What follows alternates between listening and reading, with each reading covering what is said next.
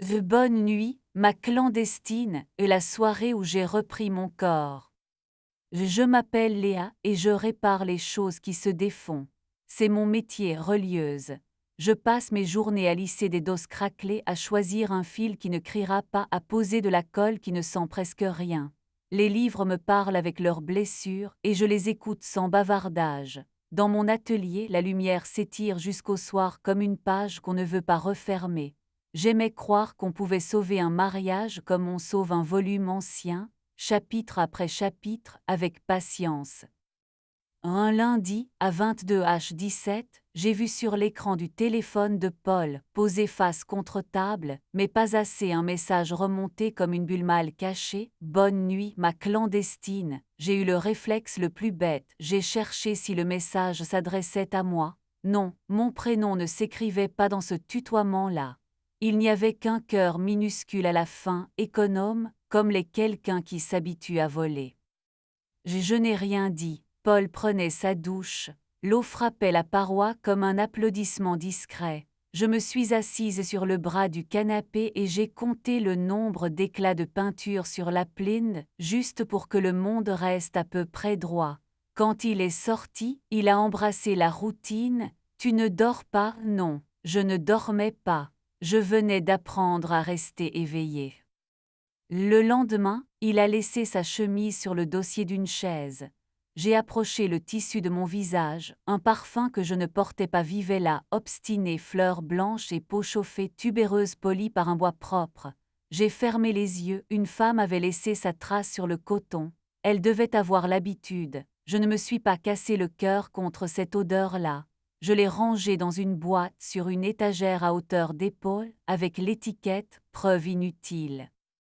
Je ne voulais pas être l'épouse qui épie. Alors j'ai décidé de m'absenter de ma propre scène. Une cliente m'avait parlé d'un atelier de théâtre. Pour apprivoiser sa voix, j'ai poussé la porte d'une salle au fond d'une cour, une ancienne menuiserie transformée en plateau. Ça sentait la sueur et la sueur propre. Sur le mur, une phrase tracée à la craie, « Parler, c'est respirer en public ». J'ai payé pour 6 séances. Ce soir-là, j'ai rencontré Sacha. Et Sacha était le coach, il se présentait comme ça, presque en s'excusant. Les cheveux poivre et sel trop indécis pour avoir un âge, les mains de ceux qui savent tout poser sans peser. Sa voix ne cherchait pas à séduire. Elle posait les mots comme on déplie un drap pour le tendre sans brusquerie. Ici on travaille le souffle, pas le courage, a-t-il dit en souriant. Le courage vient quand le souffle accepte. J'ai hoché la tête comme si je comprenais, alors que je me contentais d'avoir envie de comprendre. Nous étions 8 à jouer à être d'autres que nous. Une femme à la frange coupée trop droit, un homme au cou raide, une jeune aux cernes magnifiques, un retraité qui récitait Molière comme on récite sa vie.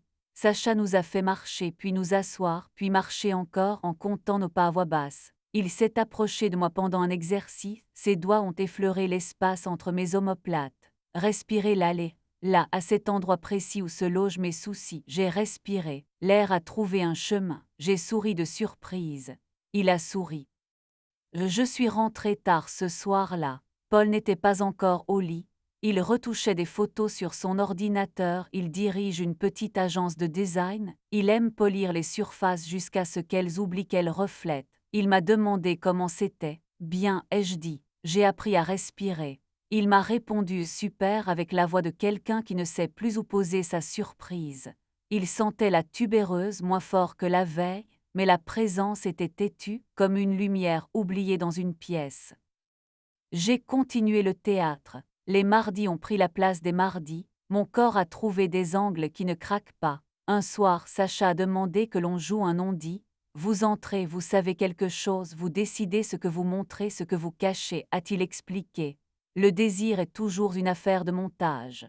Je suis entrée, j'ai posé mon sac, j'ai regardé un partenaire imaginaire, j'ai laissé ma main au-dessus de la table sans s'y poser. J'ai senti mes joues chauffer, mes yeux se rétrécir, ma bouche devenir plus lente. Sacha. Les jours sans atelier, je rentrais tôt et je cuisinais. Paul disait réunion plus souvent que je ne posais pas de questions, je m'exerçais à tolérer le silence, c'est un muscle lui aussi. Un samedi en rangeant des échantillons de papier, j'ai trouvé un bouton nacré au fond de ma poche.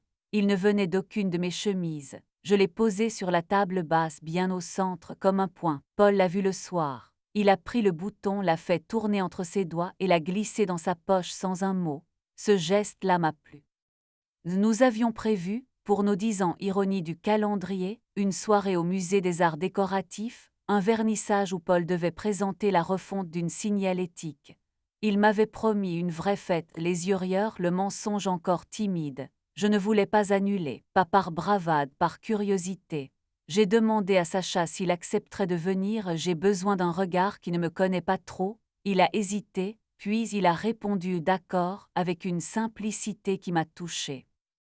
Le lendemain, au café d'en face, il m'a posé une question que personne ne m'avait posée depuis longtemps. Qu'est-ce que vous avez envie de sentir, Léa? Pas ce que vous supportez, ce dont vous avez envie. J'ai pris le temps. J'ai envie que quelqu'un m'écoute respirer, ai-je osé dire, sans m'étouffer. Aucune musique dramatique n'a lancé sa trompette à ce moment-là. Sacha a juste hoché la tête, il a posé sa tasse. Ça tombe bien, c'est mon travail préféré.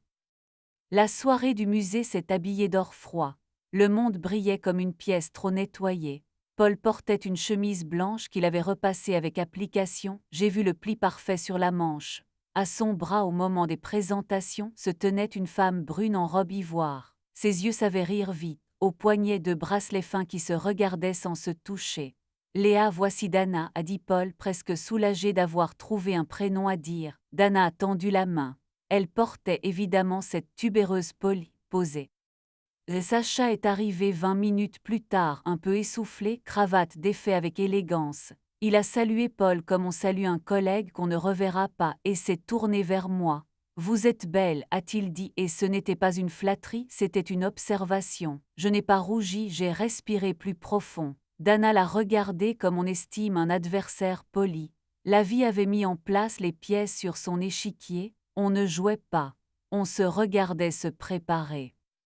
Le discours de Paul a été correct. Des mots sur lisibilité, parcours, expérience client. Je l'ai écouté comme on écoute une langue qu'on un jour adorait mais qu'on ne pratique plus. Je reconnaissais des accents à la phrase. Après les applaudissements, un bar en zinc nous attendait dans une salle attenante. La lumière y était plus basse, presque tendre. Il y avait un coin un peu à l'écart, des fauteuils bas, un parave vide. Sacha m'y a suivi. Nous n'avons pas parlé de Paul ni de Dana. Nous avons parlé de mon dos, de mon âme. J'ai ri, pas bruyamment. J'ai ri comme on retrouve une clé. Sacha a posé son regard sur ma bouche, pas pour la posséder mais pour s'assurer qu'elle recevait bien l'air. Il a rapproché sa chaise. Nos genoux se sont frôlés. L'électricité n'a pas bondi, elle s'est installée prudente. Je peux, a-t-il demandé en ouvrant sa main dans la mienne, ce geste si simple que j'avais oublié sa force. J'ai répondu oui. Il a posé ses doigts sur les miens sans serrer. Sa paume était tiède, sa peau contre la mienne était une phrase bien ponctuée. Il n'y avait rien. Le hasard a fait le reste, ou la volonté, peu importe. Dana est passée près de nous pour attraper une coupe. Elle a vu nos mains. Elle a levé à peine un sourcil comme on s'étonne d'avoir laissé une fenêtre ouverte. Elle s'est tournée vers Paul qui rangeait des compliments dans sa poche comme des cartes de visite. Tu viens, a-t-elle glissé neutre. Il a mis une seconde de trop à répondre. J'arrive. Cette seconde-là valait plus que tous les bouquets de fleurs cachés derrière des excuses. Je me suis levée, j'ai reposé le verre, j'ai croisé le regard de Paul. Je lui ai dit simplement, demain matin passe prendre tes choses. Il n'a pas crié, il n'a pas supplié, il a juste eu ce mouvement de gorge des gens qui avalent quelque chose d'amèrement honnête. D'accord, puis il a ajouté petit garçon perdu dans un costume, Léa je suis désolée. J'ai dit, moi aussi, de m'être oublié si longtemps. Il a baissé les yeux. Dana, derrière, a posé sa coupe un peu trop fort. Le tintement a sonné comme une ponctuation. La phrase était finie. Je n'ai pas fêté ma victoire, je n'en avais pas. Je suis sortie sur la terrasse du musée.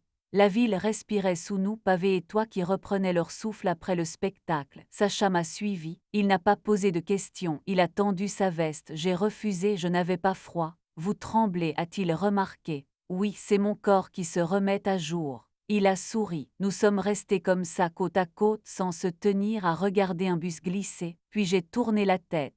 Embrasse-moi, ai-je dit. Il a pris une seconde. La nuit n'a pas été un roman interdit. Nous avons marché jusqu'à la station, nos doigts enlacés au rythme des feux tricolores. Sur le quai, une vieille dame nous a souri comme on sourit à deux adolescents timides. J'ai rendu le sourire. Dans le métro, nos cuisses se sont touchées, rien de plus. Arrivé devant mon immeuble, Sacha m'a demandé « Tu veux que je monte ?» Sa voix ne mendiait pas. Elle proposait. J'ai dit non, pas ce soir. Il a hoché la tête. J'aimerais te revoir demain. Demain, je n'ai plus eu peur de ce mot. Oui. Le lendemain, Paul est venu. Il a mis ses t-shirts dans un sac, ses vinyles préférés sous le bras, un livre que je lui avais offert et qu'il a reposé. Garde-le, il te va mieux. Nous n'avons pas fait le point, nous avons signé la fin comme on signe la réception d'un colis qu'on n'attendait plus. Il est parti. J'ai aéré, j'ai changé les draps.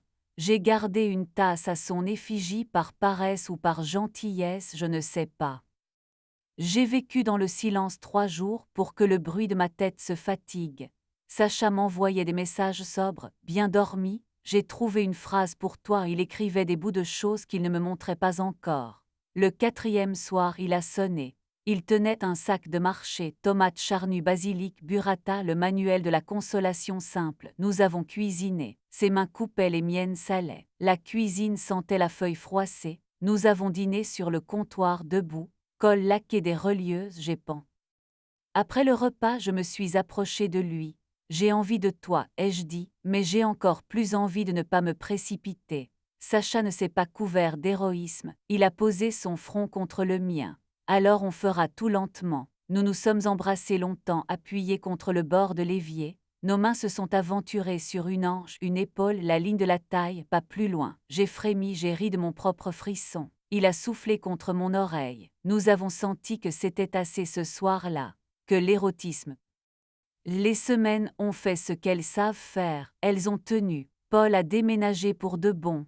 J'ai appris à dormir du côté du lit qui donne sur la fenêtre, je ne savais pas qu'il m'appartenait. Mon atelier a pris une lumière nouvelle. Je collais mieux, je crois, sans chercher à réparer ce qui n'exigeait pas de l'être. Parfois, une cliente me racontait son histoire en posant un livre déchiré. Je souriais, j'écoutais, je rendais l'objet entier, pas la vie.